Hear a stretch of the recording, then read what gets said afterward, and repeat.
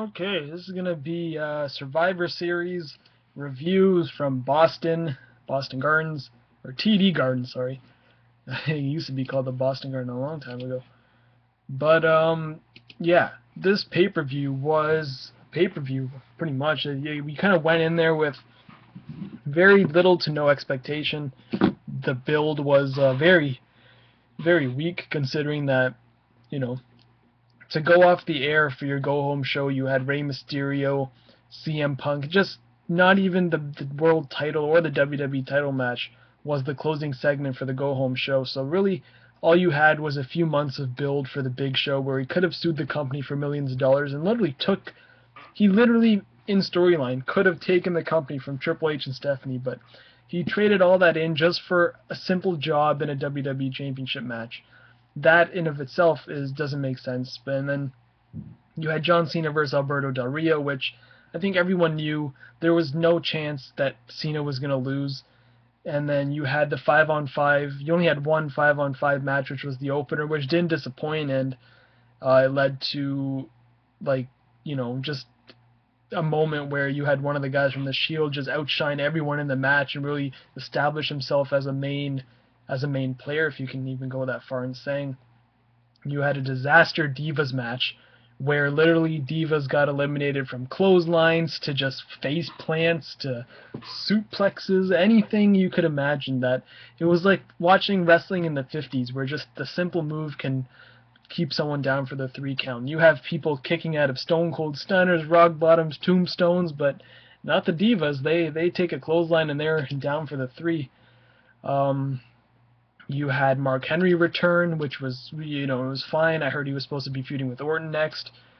And that's pretty much the memorable. I was really going over the just the match listings, and yeah, that's what I mean. It's for a Survivor Series. It didn't seem like one of those things where you can literally sit there and say like 27 years that this pay-per-view's been going on annually. It didn't have that big feel to it. The opening match was great. There was some stuff that was, I guess, worth seeing, but overall, I wouldn't put it as a pay-per-view where it's like you need to go out of your way to see. If you bought this pay-per-view, I'm sorry to say, that's kind of in your own choice if you thought your money's got worth or not. But for me, it's I don't know, match by match. You guys can watch my other previous things, but pretty much went off. I guess the biggest story coming out of this pay-per-view is the unification, which I'm sure is going to happen at some point, of Randy Orton versus John Cena. Now, I heard this match was supposed to be originally for WrestleMania, where you had Cena as the world champion and Daniel Bryan as the WWE champion.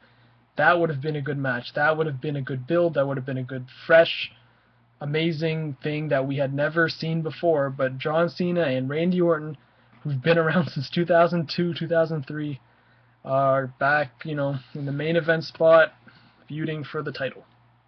That is not the first time I've said that in a video in the past 4 years. It's probably the 30th, and because, how many times has John Cena and Randy Orton been champion at the same time? It's countless number of times, and the fact that we have to see another feud between these two, it's just like, man, like, it's unbearable now. And I thought Big Show and Randy Orton was bad. It's like, then Mark Henry and Ryback was stale, and John Cena and Alberto Del Rio was boring.